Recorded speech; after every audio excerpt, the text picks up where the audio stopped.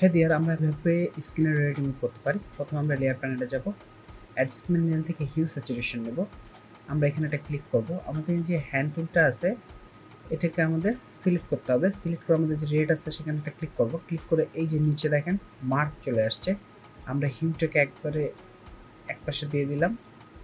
আমরা এখানে রেডটাকে মার্ক করব যাতে খুব সহজে আমরা রেডটাকে রিমুভ করতে পারি। এই যে আমাদের রেডটা মার্ক হয়ে গেল। আমরা হিউটা এখন রেডের অপোজিট পাশে দেবো। রেডের অপোজিট কালার হচ্ছে শাইন, আমরা যদি শাইনটাকে বাড়াই আমাদের রেড রিমুভ হয়ে যাচ্ছে। আমাদের এখানে মাস্কটা আছে, আমরা ফেলে দিয়ে এখানে ব্ল্যাক মাস্ক করে দেবো।